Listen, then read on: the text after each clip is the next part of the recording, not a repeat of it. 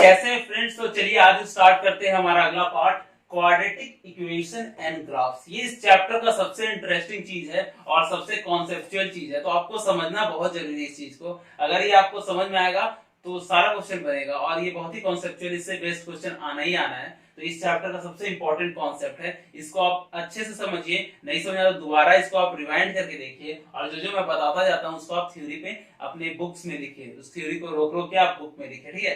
तो चलिए हम लोग पढ़ते हैं। मैंने आपको ये बताया था कि जैसे जैसे हम पढ़ रहे हैं, जैसे कि हम लोग अलजेब्रा पढ़ रहे हैं, ठीक है, तो मान लीजिए कुछ कैलकुलस का पार्ट हमें यूज होता है, ठीक है, या फिर कुछ ट्रिगो का पार्ट होता है, तो जो यूज होगा उसको तो हम थोड़ा बता देंगे नोट्स की तरह। बाकी जब हम उस चैप्टर को पढ़ेंगे तो डिटेल पढ़ेंगे, ठीक है।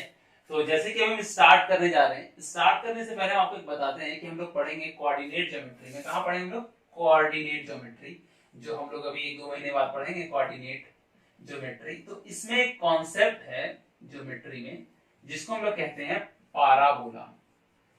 जिसे पता है उसे लिए ठीक है, जिसको नहीं पता उसको ये समझ के चलना है कि एक पाराबोला कॉन्सेप्ट है जिसको हम लोग पढ़ेंगे कोऑर्डिनेट ज्योमेट्री में, ठीक है।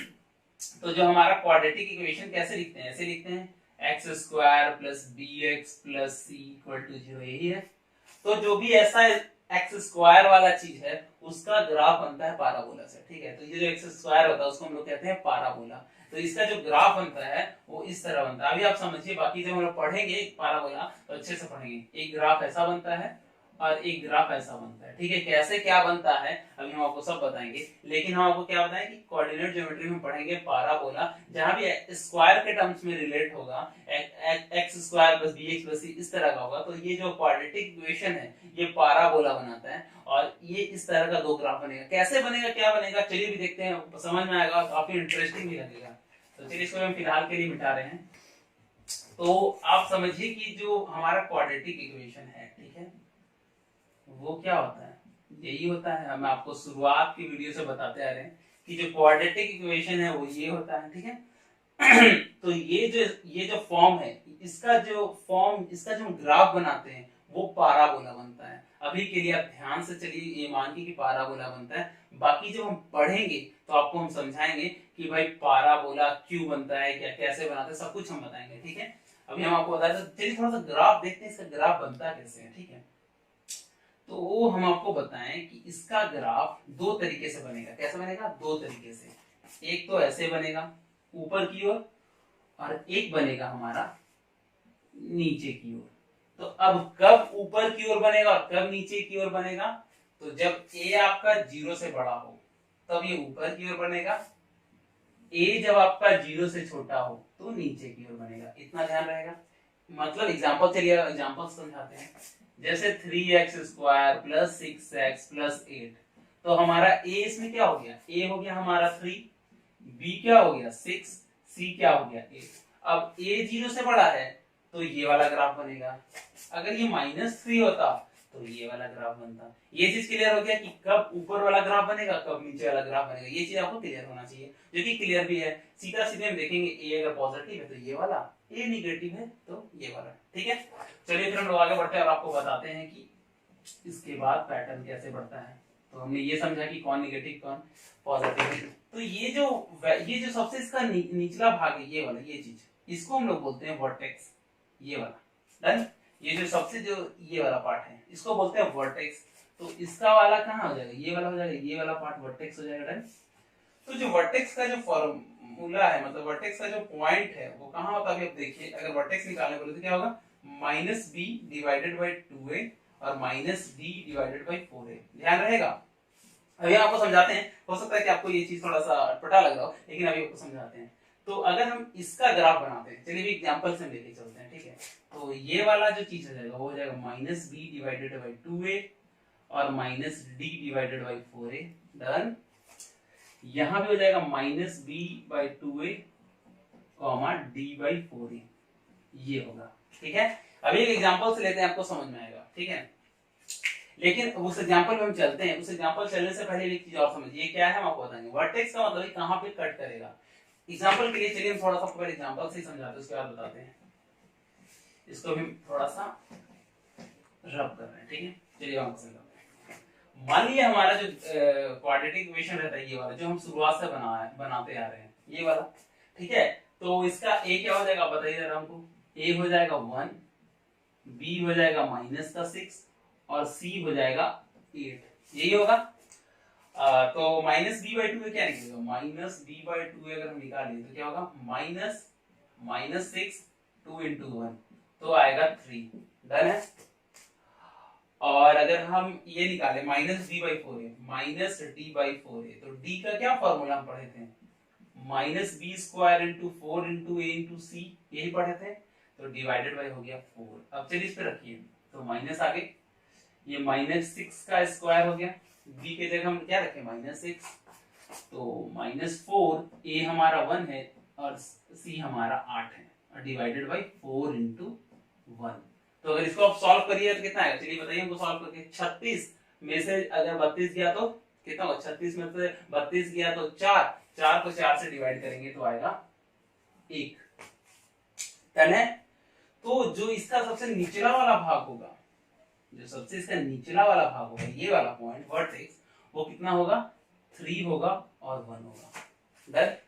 तो ये हमारा 3 और 1 कहाँ होगा, चलिए इसका हम ग्राफ को बना के देखते हैं कहाँ होगा उसका ग्राफ। तो चलिए अगर हम एक बनाते हैं उसका ग्राफ कहाँ होगा, तो हमारा कुछ ऐसा बनता है लाइन वाला ग्राफ, सीधे हम पढ़ेंगे बाकी अच्छे से।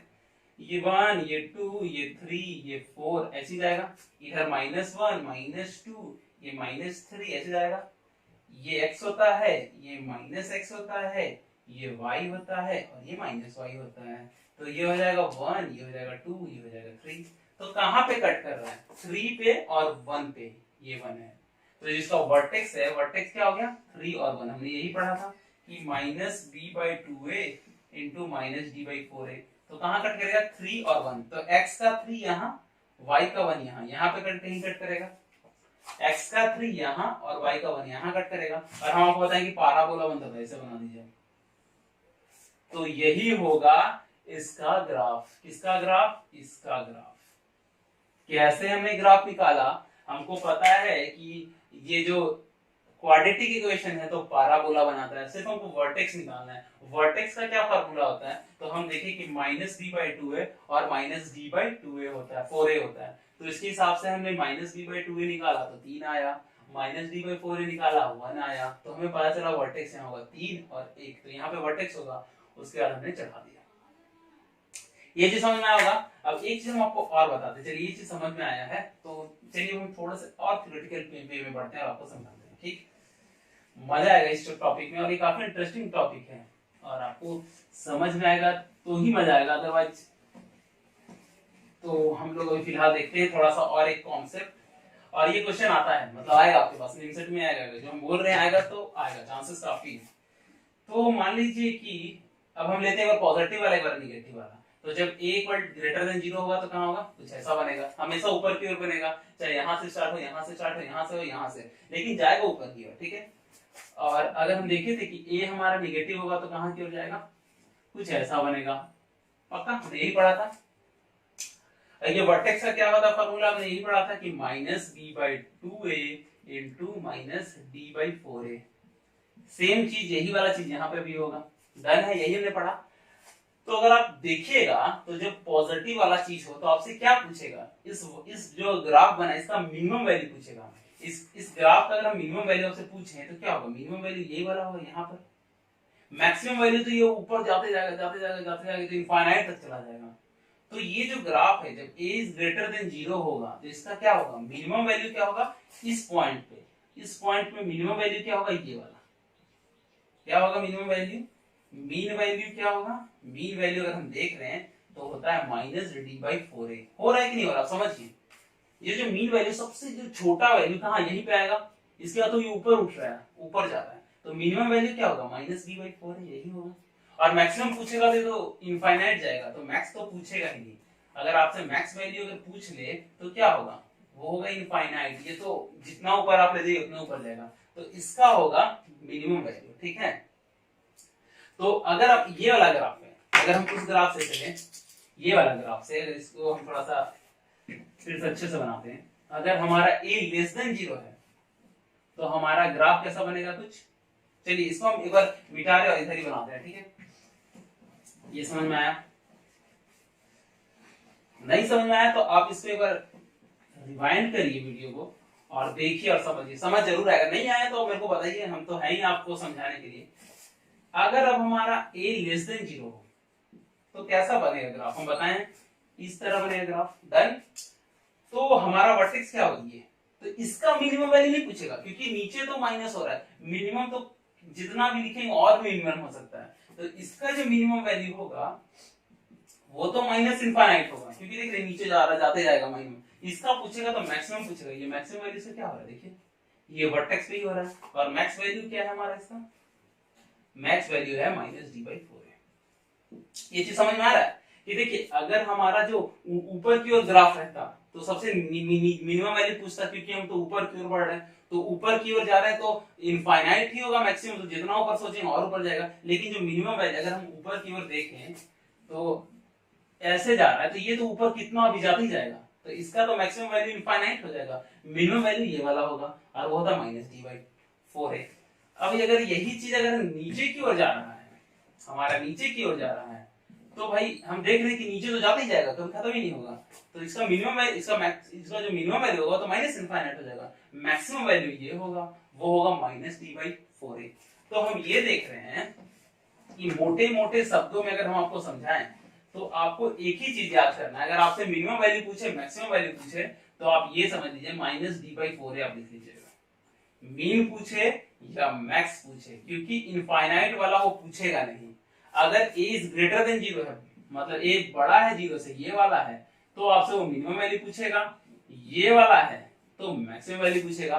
दोनों केस में आपका आंसर यही आएगा। समझ में आया कैसे क्या है? चलिए इस पे बेस्ड हम लोग कुछ क्वेश्चन देखते हैं। ठीक, चलिए आगे बढ़ते हैं, एक अच्छा क्वेश्चन देखते हैं हम लोग। ठीक है, क्वेश्चन ये कह रहा है कि अगर कोई a है एंड b है, ठीक है, और वो कह रहा है दोनों 0 नहीं है, बोथ आर नॉट 0, ठीक है, तो root of the equation are the root of the equation, these are the root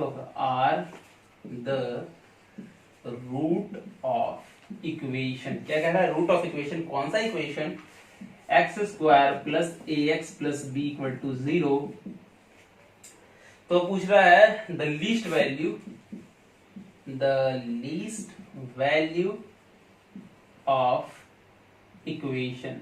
ठीक है, हमसे आंसर में दिया है 9/4। डन। उसके बाद दिया है हमारा -9/4। डन। हमारा दिया है -1/4। ठीक है, और जो हमारा चौथा दिया हुआ है हमारा दिया है -1/4, सॉरी 1/4। ठीक है, चलिए आगे बढ़ते हैं और देखते हैं कैसे सॉल्व होगा। तो हमको पता है कि a और b इसका रूट है, रूट ऑफ इक्वेशन है। तो रूट ऑफ इक्वेशन के लिए हम पढ़े थे फॉर्मूला कि अगर अल्फा और बीटा अगर दो रूट है तो इसका फॉर्मूला होता है -b/a, हमने यही पढ़ा था। और इन दोनों को अगर हम गुना करें तो वो होता है c/a, हमने यही पढ़ा था। ठीक है, ये पढ़ा था कि दो रूट को जोड़ेंगे तो -b/a आएगा और दो रूट को गुना करेंगे तो c/a आएगा। तो हमें बोला a और b दोनों रूट हैं, तो क्या होगा, a plus b equal to -b। इसमें b क्या हो गया, इसमें चलिए हम लोग abc लिख लेते, क्या होगा, तो बड़ा लिखते क्योंकि छोटा ए दिया होता है। a हो गया हमारा 1, b हो गया हमारा a और c हो गया हमारा b, यही है। तो a plus B equal to क्या हो जाएगा, -b/a, तो -b/a ये हो गया, तो ये हो जाएगा a plus B equal to -a। Done. दूसरा हो गया a into B equal to होगा c/a, तो c क्या है, b, तो b/a, a1 है, तो क्या हो गया ab इक्वल टू b। तो इसको कट करेंगे तो a इक्वल टू आ गया 1। डन। अब a1 आ गया तो a इसमें रख देते हैं, तो a plus B equal to -a, तो a का जगह 1 रखते हैं, तो 1 प्लस बी इक्वल टू -1, तो b इक्वल टू -2। समझ में आ गया कैसे हम समझे, क्योंकि हमको पता है कि दो रूट को जोड़ेंगे तो -b/a आएगा, दो रूट को गुना करेंगे तो c/a आएगा। अब इससे हमने निकाला abc है क्या, तो हमें निकल के आ गया ये वाला चीज। डन। तो a plus B equal to हो जाएगा -b/a, तो इसमें b है a, तो -a/a, और a इंटू बी मतलब दोनों alpha into beta equal to क्या हो जाएगा, c/a, तो c क्या है, b है, डिवाइडेड बाय 1। तो इसको अगर हम कट करें तो a इक्वल टू 1 आया। ठीक है, अब 1 इसमें हम डाले तो b इक्वल टू -2 आया। ठीक है, तो इस हिसाब से हमारा जो इक्वेशन था वो इक्वेशन क्या बन गया, इक्वेशन बन गया हमारा एक्स स्क्वायर, ए कितना आया है, ए आया 1, तो यहाँ पे हम रख दिए 1 और यहाँ पे रख दिए -2 जो निकल के आया है। तो ये हो गया हमारा इक्वेशन, पक्का हमारा इक्वेशन हो गया ये वाला, ठीक है। बाकी चीज को मिटाते हैं, पहले हम इक्वेशन बनाएं। अब हमको पता है कि इक्वेशन बनाए हैं, अब हमको आपको बताएं कि आपको ये नहीं करना है कि मिनिमम वैल्यू पूछ रहा है मैक्सिमम वैल्यू पूछ रहा है, जो भी पूछ रहा है हम आपको उसका आंसर बताया था -d/4a, क्योंकि वही पूछेगा जो बन सकता है। तो d माइनस लिखते हैं, माइनस d कैसे निकालेंगे, b² - 4 into a into c divided by 4 into a, यही हमने पढ़ा, डन है। तो माइनस b कितना हमारा, यहाँ पे 1 है, तो 1 का स्क्वायर -4 इंटू a भी 1 है और c हमारा -2 है, ये c है, ये 1 हो गया हमारा b और 1 हो गया हमारा a, ठीक है। तो c हो गया हमारा -2 और 4 इंटू 1, डन। तो इसको अगर हम सॉल्व करें कितना आएगा, -1 + 8 डिवाइडेड बाई 4, सॉल्व करा तो -9/4 आया। तो आंसर हो गया हमारा बी। समझ में आया कैसे हुआ, क्या हुआ। अभी पीछे हमने बताया था कि पहले हमने इक्वेशन बनाया, इक्वेशन बनाने के लिए हम आपको बताएं कि जो मिनिमम और मैक्सिमम वैल्यू होता है -d/4a होता है, आप उस पर रख दीजिए, आंसर उसका आ जाएगा, ठीक है। तो चलिए एक क्वेश्चन हम आपको और करवाते हैं। आप ऐसा कीजिए, जिसको समझ में आया है वो क्वेश्चन देख के आप खुद से बनाइए वीडियो पॉज करके, जिसको नहीं समझ में आया है वो आगे कंटिन्यू कर लीजिए। पढ़ते हैं और अगला क्वेश्चन आप खुद से बताइए। कह रहा है द मिनिमम वैल्यू, क्या पूछ रहा है, मिनिमम वैल्यू, ठीक है। The minimum value of equation, कौन सा इक्वेशन, 2x² + x - 1। चलिए इसको आप खुद से बनाइए, -1/4, 3/4, -9/8, 9/4, इस तरह क्वेश्चन आएगा ही आएगा। इसको आप पॉज करिए, खुद से बनाइए। हमने बताया था कि चलिए इसमें लिखते हैं, जिसको नहीं बन रहा है वो देखो, a = क्या हो जाएगा 2, b = क्या हो जाएगा 1, c = हो जाएगा -1। ये तो क्लियर है, इसके पहले वाला 2, इसके पहले वाला 1 और जो बच गया c, डन। हमने पढ़ा है कि मीन वैल्यू बराबर क्या होता है, अभी हमने पढ़ा था, आपसे बताया था कि -d/4a, ठीक है। -d क्या होता है कि होता है वो -b² × 4ac divided by 4a, done है, ठीक है। चलिए रखते हैं, तो 1 का square -4 into 2 into -1 divided by 4 into 1, 4 into 2, यही होगा। जिसके जगह पे जो था हमने रख दिया। अब अगर हम सॉल्व करें तो -1 + 8 डिवाइडेड बाई 8, सॉरी नीचे रख हो जाएगा 8, 4 दूना 8, तो कितना आंसर आ गया, -9/8, -9/8, जो कि होगा ऑप्शन सी। कुछ नहीं था, ये एबीसी डाले थे, फॉर्मूला हमें पता था कि -d/4a है, उसमें हम रख दिए तो आंसर आ गया -9/8। समझ में आया। चलिए आगे थ्योरी में बढ़ते हैं, चलिए आगे बढ़ते हैं और फिर हम लोग बहुत इंटरेस्टिंग कॉन्सेप्ट देखते हैं, कुछ प्रॉपर्टी। चलिए प्रॉपर्टी हम देखते हैं, ठीक है। प्रॉपर्टी ये कहता है कि जो पाराबोला है, आपका सिर्फ समझने के लिए ना, क्वेश्चन आएगा ना, कुछ क्वेश्चन आएगा तो आपको ये कॉन्सेप्ट पता होना चाहिए, क्योंकि डायरेक्ट क्वेश्चन नहीं आएगा इससे कि पाराबोला है ऐसा वैसा, लेकिन ना अगर आपको ये चीज पता नहीं रहेगा तो आपसे क्वेश्चन नहीं बनेगा। तो समझिए, ये कह रहा है कि द पाराबोला, जो भी आपका जो पाराबोला बन रहा है, पाराबोला क्या कह रहा है, इंटरसेक्ट क्या, x axis on 2 points when d is greater than 0। क्या कह रहा है, बड़ी सिंपल भाषा में लोग समझते हैं। ये कह रहा है कि जो पाराबोला है आपका, वो एक्स एक्सिस को दो बार टच करेगा, कब और कब, जब d का वैल्यू d से 0 से बड़ा हो। चलिए बार हम देखते हैं और आपको समझाते हैं। तो क्या हो गया हमारा, ये हो गया y, ये हो गया -y, ये हो गया x और ये हो गया -x, डन। अब ये बोल रहा है, देखिए अब आप समझिए, अगर जब d का वैल्यू ग्रेटर देन 0 होगा तो हमारे पास x का कितना रूट आएगा। हम पढ़े थे पहले, क्या पढ़े थे, अगर ध्यान हो तो हमने आपको ये बताया था कि अगर d का ग्रेटर देन 0 होना जरूरी है दोनों रूट्स को रियल होने के लिए, और अलग अलग डिस्टिंक्ट होने के लिए। हम आपको बताए थे, अगर आपको ये चीज नहीं समझ में आ रहा है तो आप लास्ट वीडियो खोल के देखिए, हम आपको बताए थे कि जब d ग्रेटर देन 0 होगा तो रूट होगा दोनों रियल, दोनों का दोनों रियल होगा, दोनों दोनों अलग होगा। तो मतलब कि इसका दो रूट होगा। रूट क्या होता है? रूट वो चीज होता है जो कि दिए गए जो भी हमारा फंक्शन इसको जीरो बना दे। वही पढ़े थे जो कि क्वाड्रेटिक इक्वेशन ये था, ax square plus bx plus c। तो रूट वो चीज होता है कि x के जगह उसको डालो तो इस चीज को वो जीरो बना दे। हमने यही पढ़ा था कि x square minus 6x plus 8, अगर इसमें हम 4 डालें x के जगह तो इसको जीरो बना देगा, 2 डाले तो जीरो बना देगा। तो जीरो बना देगा तो मतलब कि अगर y इज इक्वल टू हमारा x square minus 6x plus 8 है, तो अगर हम y के जगह x के जगह 4 डालें तो y का वैल्यू कितना आएगा? जीरो आएगा।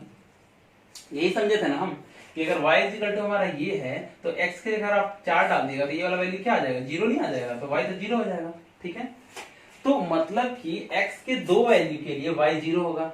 यही होगा इसका मतलब। तो दो वैल्यू के लिए जीरो होगा मतलब क्या? मान लीजिए सपोज यहाँ पे इसके लिए जीरो होगा। अगर इसी एग्जांपल समझे, आप एग्जांपल समझिए, एग्जांपल से समझने में आपको आसानी होता है और समझ भी आता है। तो अगर हम देखें तो हमारा क्या है, देखिए X square minus 6x plus 8 equal to 0 है, डन। और इसको हम सपोज ये y है, कोई y है, तो हमको पता है कि जब हम x का जगह 4 डालेंगे तो क्या हो जाएगा? y इज इक्वल टू 4 का square minus 6 into 4 plus 8 equal to 0 आ रहा है। x का जगह 2 डालेंगे तो भी y इक्वल टू 0 आएगा। तो हम ये देख रहे हैं कि एक होगा 1, ये होगा 2, ये होगा 3, ये होगा 4, -1 -2, ये -1 -2, ये 1 और ये 2। यही हमने पढ़ा था बचपन में, ऊपर y प्लस होता है, नीचे माइनस होता है, इधर x है। ठीक है, तो हम देख रहे हैं कि 2 पे और 4 पे y जीरो हो रहा है, तो 2 पे यहाँ और 4 पे यहाँ y जीरो हो रहा है। ठीक है, तो ये ग्राफ कुछ इस तरह से जाएगा, पक्का। तो इससे हम क्या समझे कि जब भी d जीरो से बड़ा होगा, मतलब d रियल होगा, तो कल तो हम पढ़े थे, वीडियोस में पढ़े थे कि जब d बड़ा होगा तो हमारे पास दो रूट आएगा। मतलब दो रूट के लिए y जीरो होगा, चाहे वो रूट यहां बने, चाहे वो यहां बने, चाहे वो कहीं और बने, दो जगह पे y जीरो होगा। तो ग्राफ को इस तरह से जाना ही पड़ेगा। हम देख रहे हैं कि जब d का वैल्यू ग्रेटर देन 0 होगा तो x के दो रूट आएंगे, तो दो रूट आएंगे मतलब दो जगह टच करेगा। यही हुआ इसका मतलब, समझा है कि जब d का वैल्यू ग्रेटर देन 0 होगा तो मेरे पास दो रूट आएगा। कल हम पढ़े थे, दोनों रूट अलग आएगा। रूट का मतलब होता है जो कि y को जीरो बना दे, तो जीरो बना देगा तो यहाँ पे टच करेगा, यहाँ पे टच करेगा, तो दो बार टच करेगा। समझ में आया? उसी तरह का ये निगेटिव भी होता है। अगर हमारा ये आपका उल्टा वाला होता है, एज लेस देन 0 होता, तो इस तरह कुछ ग्राफ बनता, लेकिन वो हमें दो जगह x को टच करता ही करता। समझ में आया आपको कैसे करना है? ये दो जगह वो x को टच करता ही करता। समझ में आ रहा है? तो चलिए आगे बढ़ते हैं और अगला कॉन्सेप्ट देखते हैं, कॉन्सेप्ट नंबर 2। ठीक है, ये कह रहा है कि पाराबोला, द पारा, अब आप बताइए, हम बताएंगे, बोला touch x axis only once when d equal to what? d equal to 0। क्यों? अब हम फिर से समझते हैं कि अगर ये हमारा y होता, ये माइनस y होता, ये x होता और ये माइनस x होता। ठीक है, तो अगर हमारा दो जगह टच करता तो मतलब उसका दो रूट होता। वही होता ना, अगर यहाँ टच कर देता और यहाँ टच कर देता तो मतलब क्या हो गया? उसका दो रूट हो रहा है। x के ये वाले वैल्यू के लिए अगर न्यूमेरिकली समझते चलिए, 1 2 3 -1 -2, अगर -2 पे यहाँ टच कर देता और 3 पे यहाँ टच कर देता तो मतलब -2 और 3 तो इसका रूट हो गया। समझ रहे? अगर हमारा कुछ इस तरह से अगर ग्राफ जाता तो इसका 2 और 3 हमारा रूट हो जाता है। क्यों? क्योंकि -2 पे तो y 0 दे रहा है और 3 पे भी y 0 दे रहा है। डन है? तो इस वैल्यू के लिए वो क्या हो जाता? हमारा क्या होता? वो हमारे दो रूट हो जाता। लेकिन हमसे पूछ रहा है सिर्फ x एक्सिस को एक ही बार टच करे। अगर x एक्सिस को एक बार टच करे, मतलब ये है, सिर्फ एक बार टच करे, इस तरह से एक बार टच करके निकल जाए, तो इसका कितना रूट होना चाहिए? एक ही रूट होना चाहिए। जितनी बार टच करेगा उतना रूट होगा। कहने का मतलब ये, जहां पे टच करेगा वहां पे y 0 हो रहा है। यही हो रहा है, देख रहे हैं? इस वैल्यू के लिए y तो 0 ही हो रहा है, और मतलब क्या? तो ये इसका रूट है। तो जितनी बार टच करेगा उतना रूट होगा। अब ये बोल रहा है कि एक ही बार टच कर रहा है तो एक ही रूट होगा, लेकिन क्वाड्रेटिक इक्वेशन है तो दो रूट होना चाहिए, हमने यही पढ़ा। आप समझिए बहुत ही कॉन्सेप्चुअल चीज है। ये क्या कह रहा है कि जितना ही बार ये टच करेगा उतना उसका रूट होगा। अब ये समझिए सिर्फ एक बार टच कर रहा है तो एक ही रूट होगा, लेकिन क्वाड्रेटिक इक्वेशन है डिग्री 2 है तो दो रूट होना चाहिए। तो क्या होगा, दोनों रूट का बराबर होना चाहिए। ठीक है, अगर हम समझे x minus X square minus 2x plus 1 equal to 0, तो इसका दोनों रूट होता है 1 और 1, तो वो सिर्फ x को एक ही बार टच करेगा, 1 2 -1 -2, तो वो x को एक ही बार टच करेगा। और हमने पढ़ा था कल कि दोनों रूट इक्वल कब होता है, जब d का वैल्यू 0 होता है। अगर आपको ध्यान होगा तो हमने कल पढ़ा था कि दोनों एक रूट इक्वल कब होता है, जब d का वैल्यू 0 होता है। नहीं पढ़ा था तो चलिए हम फिर से आपको बताते हैं, क्योंकि अगर हमारा d 0 हो जाएगा तो ये वाला चीज हट जाएगा और ये वाला चीज हट जाएगा, तो दोनों रूट बराबर हो जाएगा। देखिए बराबर हो रहा है, तो d बराबर होगा तो दोनों रूट एक ही है, दोनों रूट इक्वल आएगा, और रूट वही होगा जहां पर टच करता है, तो दोनों रूट इक्वल है तो एक ही बार टच करेगा। तो ये चीज समझ में आया कि x को एक ही बार टच करेगा जब d का वैल्यू 0। समझ आया? चलिए आगे बढ़ते हैं और अगला कॉन्सेप्ट बताते हैं। यहाँ सिर्फ कॉन्सेप्ट पर ही बात होगा। तो ये कह रहा है कि जो आपका पाराबोला है, द पाराबोला क्या है, आपका पाराबोला है, वो एक्स एक्सिस को टच ही नहीं करेगा। एक्स एक्सिस को पाराबोला विल नेवर टच। लिख लीजिए, the parabola will never touch x axis when d is less than 0। मैंने क्या बताया कि पाराबोला कभी भी एक्स एक्सिस को टच नहीं करेगा, कब, जब d का वैल्यू लेस देन 0 हो। ठीक है, तो अगर आप एक चीज मैं आपको बताऊं तो आपको लग रहा होगा कि चीजें कितनी आपस में कोरिलेटेड हैं। अगर आप थर्ड वीडियो नहीं देखिएगा तो आपको फोर्थ वीडियो समझ में नहीं आएगा। हम कोशिश करते हैं आपको पूरे ग्राउंड लेवल से लेके चलने का, लेकिन हम आपको फुल कॉन्सेप्ट देना चाहते हैं। जो कॉन्सेप्ट चाहिए वो कॉन्सेप्ट हम आपको जरूर देंगे। ठीक है, तो आपको क्या करना है, आपको बेसिक बुक पढ़ना ही पढ़ना है। 11वीं का बुक आप पढ़िए वीडियो देखने के बाद, उसके बाद आप वीडियो को बहुत अच्छे से तरीके से देखिए, इस चीजों पे ध्यान से लिखिए, मेहनत कीजिए। मेहनत करने में भी कतराही कम मत कीजिए। ठीक है, मेहनत में कोई कमी नहीं होना चाहिए और रिजल्ट आएगा, रिजल्ट में कोई कमी नहीं होगा, रिजल्ट लाएंगे। और हम खड़े हैं ना, एक्सपीरियंस लेके खड़े हैं कि कैसे आता है रिजल्ट, हमें पता है। पर आपको क्या करना, मेहनत करना। आपको लगता है यार कि हमें समझ में नहीं आ रहा है क्या हो रहा है, नहीं समझ में आ रहा है क्या हो रहा है, कोई दिक्कत नहीं है। मैंने आपको बताया कि चलिए अब इस पे बेस्ट कुछ क्वेश्चन देख लेते हैं। तो एक क्वेश्चन दिया हुआ है, चलिए अब ये क्वेश्चन देखते हैं, मजा आएगा आपको। और इस पे बेस्ड आपसे क्वेश्चन आएगा ही आएगा। तो इन चीजों को आप अच्छे से समझिए। नहीं समझ में आप लोग को बताइए, हम एक वीडियो और बनाएंगे, कोई दिक्कत नहीं है, लेकिन समझ में आना आपका जरूरी है। ठीक है, पहले तो हम आपको समझा रहे थे, सॉरी, उसमें हम समझ ये रहे थे कि हमने अभी क्या पढ़ा था। पढ़ा हमने ये था कि जो हमारा जो पाराबोला था, never touch x axis, by mistake उसको मिटा दिए, जब d का वैल्यू लेस देन 0। डन। अब देखिए ये कह क्या रहा, आप समझिए, ये बोल रहा है एक्स एक्सिस को कभी टच नहीं करेगा। डन। एक्स एक्सिस को अगर टच करता तो रूट होता।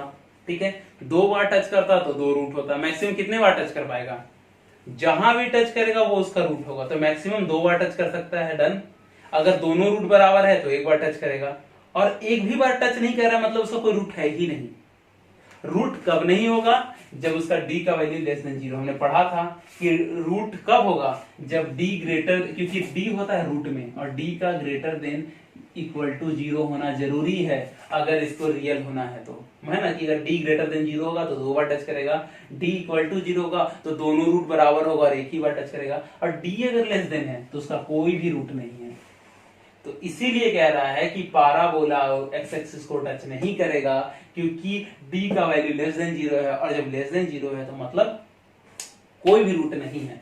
तो इसका जो ग्राफ होगा वो कुछ इस तरह से जाएगा। अगर आप देखिए तो a का वैल्यू ग्रेटर देन 0 है तो ऊपर से ऊपर आके चला जाएगा, टच नहीं करेगा, और अगर a का वैल्यू लेस देन 0 है तो नीचे से ही नीचे आके चला जाएगा, टच नहीं करेगा। टच कर देता तो ये और ये तो रूट बन जाता, तो ये और ये रूट बन जाता कब, जब d का वैल्यू ग्रेटर देन 0 होता। एक ही बार टच करता, कब? जब डी का वैल्यू 0 होता, और जब डी का वैल्यू लेस देन 0 है तो कोई रूट नहीं निकलेगा। समझ में आया? तो चलिए क्वेश्चन करते हैं, चलिए आगे बढ़ते हैं। इसमें बेस्ट 2 क्वेश्चन देखते हैं, ठीक है।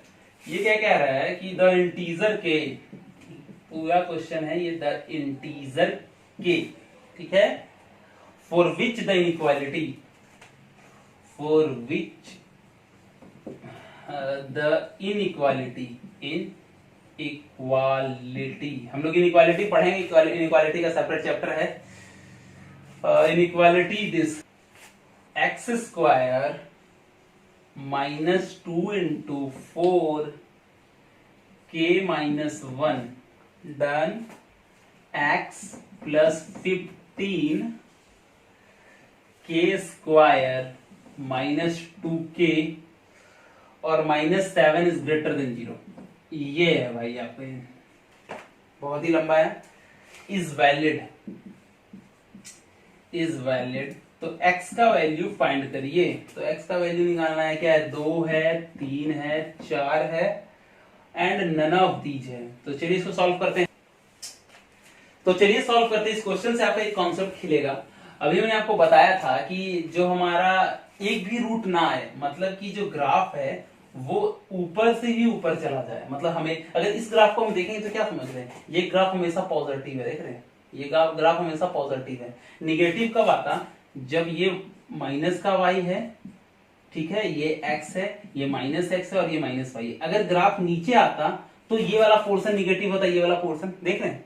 लेकिन अगर ग्राफ ऊपर से ऊपर आके चला जाए तो कुछ भी वैल्यू डाल दे, यहाँ 0 स्टार्ट होता है, ये 1 हुआ, ये 2 हुआ, ये 3 हुआ, ऐसे जाएगा। तो ग्राफ देखिए हमेशा पॉजिटिव है, ठीक है। ये इसका क्या कंडीशन? इसका कंडीशन यही पड़ा था कि जो डी का वैल्यू लेस देन 0 हो, कभी डी 0 हो ही ना, या फिर डी कभी ग्रेटर देन 0 हो ही ना कि वो एक्स को टच करे। अगर एक्स को टच करेगा तो उसको ऐसे जाना पड़ेगा, देख रहे हैं, अगर एक्स को टच करेगा तो उसको ऐसे जाना पड़ेगा और इतने वैल्यू के लिए वो निगेटिव आ जाएगा। समझ में आ रहा है?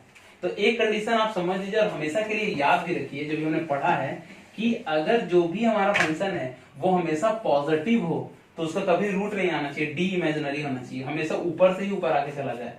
क्योंकि अगर वो उसका डी अगर लेस देन 0 होता या फिर अगर ग्रेटर देन 0 होता, यहाँ पे कट कर जाएगा और यहाँ पे वो हो जाएगा निगेटिव।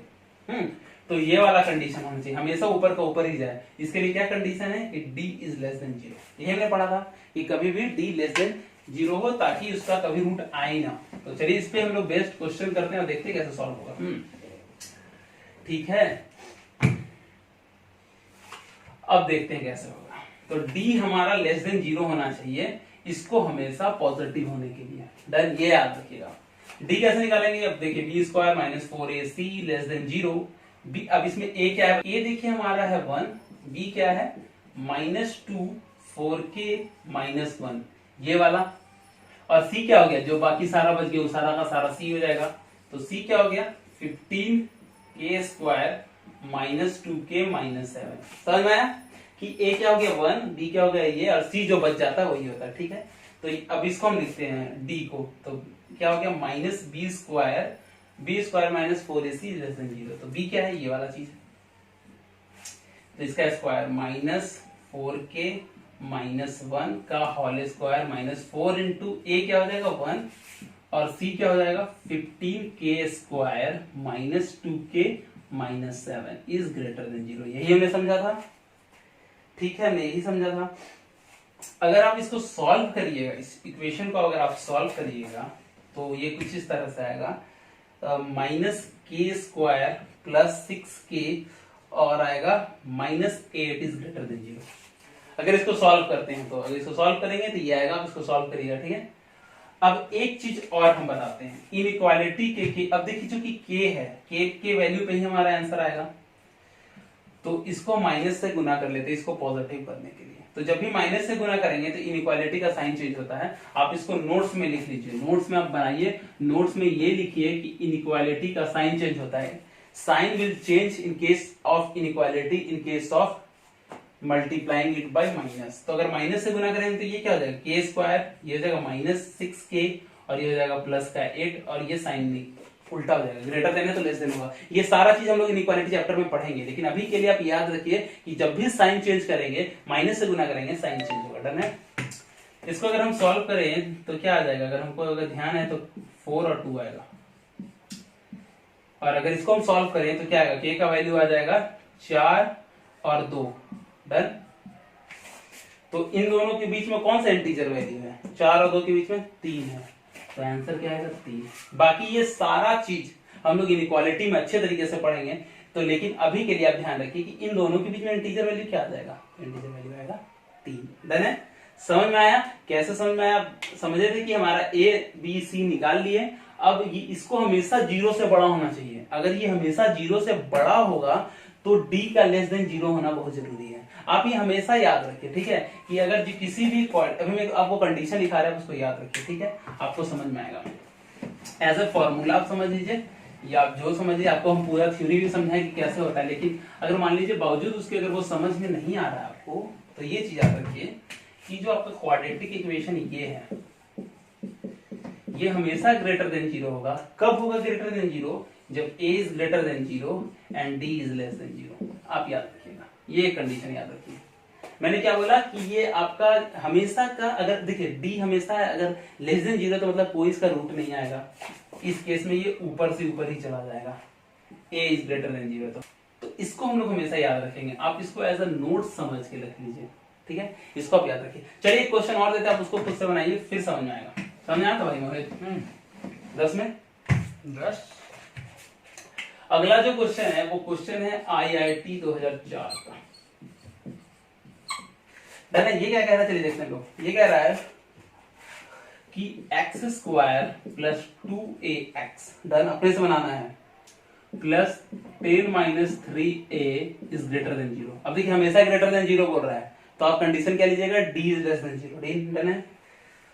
तो a का वैल्यू क्या होगा, a इज लेस देन -5, -2 से a बिलोंग करेगा 2 तक, और a इज ग्रेटर देन 5, और d है हमारा 2 से 5 तक। चलिए डन, बनाते हैं। अब इसको भी हमेशा ग्रेटर देन 0 बोला है, इसके लिए हमें क्या होगा कि d का लेस देन 0 होना जरूरी है। डन है। तो चलिए हम निकालते हैं पहले। a क्या हो गया, a हो गया 1, b हो गया 2a, और c जो बच गया 10 माइनस 3a। d क्या होता है, b square minus 4ac is less than 0। तो b क्या हो गया, 2a का whole square minus 4 into 1, c क्या हो गया 10 माइनस 3a। डन है। चलिए इसको सॉल्व करते हैं। अगर इसको हम सॉल्व करें तो क्या आएगा, a square plus 3a minus 10 equal to 0। अब यहां से अगर यहां आने में दिक्कत हो रहा है तो आपको बेसिक पढ़ने का सख्त जरूरत है, सख्त। यहां से अगर यहां आने का जरूरत हो रहा है तो आपको बेसिक पढ़ना पड़ेगा, बिना बेसिक के आप नहीं पढ़ पाइएगा। क्योंकि हो सकता है, मैंने आपको बताया कि 15 क्वेश्चन रिपीट करेगा ही करेगा, लेकिन हम अच्छा रैंक लाना चाहते हैं, हम रट के नहीं निकालना चाहते एग्जाम। तो अगर आप यहां से यहां अगर हमें दिक्कत हो रहा है, क्योंकि बहुत बच्चों का रिक्वेस्ट भी आया है, तो आपको बेसिक पढ़ना पड़ेगा। तो चलिए इसको अगर हम सॉल्व करें तो कैसे सॉल्व करेंगे, चलिए डन है। इसको अगर हम सॉल्व करें क्वाड्रेटिक इक्वेशन से तो हमारा आएगा a plus 5 a minus 2 equal to 0। और ये चीज, ये जो हम स्टेप लिखते हैं, अगर ये स्टेप में अगर आपको दिक्कत हो रहा है, ये 3 स्टेप में यहां से यहां आने में, मतलब कि आपका बेस सही नहीं है। यहां से अगर यहां आने में अगर दिक्कत हो रहा है तो बेस सही नहीं है, और उसके लिए आपको 6 से लेकर 10 तक का सारा एग्जाम्पल करना पड़ेगा। कोई बुरा बात नहीं है कि अगर हमारा ना बेस कमजोर है, मेरा भी था, हो सकता है जो सबसे अच्छा स्टूडेंट आप जिसको समझते थे है, उसके पास भी कुछ ना कुछ प्रॉब्लम होगा, लेकिन सफल आदमी वही है जो कि अपनी कमियों को दूर करता है। ठीक है, मेरे पास अगर माइनस पॉइंट ही नहीं रहेगा तो हम आगे बढ़ेंगे ही नहीं। तो माइनस पॉइंट होना इज अ गुड थिंग, पर अगर आप उसको रिमूव नहीं कर रहे हैं, that is the bad thing. तो जो है कमी उसको आप पहचानिए, उससे भागिए मत। मेरे पास देखिए, मैंने आपको बताया ऑलरेडी, वीडियो में बताया कि मेरे को भी कोऑर्डिनेट ज्योमेट्री नहीं आता था, एबीसीडी नहीं आता, उनको काफी दिक्कत होता समझने में। हम क्या किए, 10 दिन 15 दिन इंस्टीट्यूट जाना बंद किए, हम 6 से लेकर 10 तक का सारा बेस बना पढ़ के बना लिए। अब जो छोड़ गया था उसको कवर कर लिया। I am ready, I am in the front of others, हम सबके एक ही लेवल पे आ गए, we are on the same page.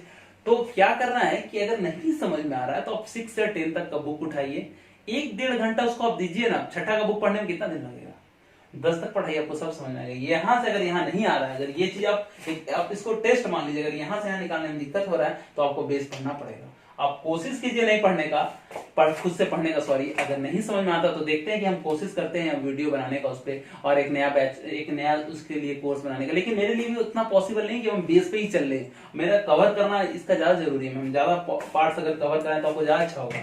अब आप IIT NIT लेवल का मैथमेटिक्स पढ़ रहे हैं तो आपको ये बेस होना पक्का जरूरी है। नहीं है तो माय फ्रेंड आप उसको पढ़िए अच्छे से, कोशिश कीजिए। आपसे नहीं बनता तो हम हैं।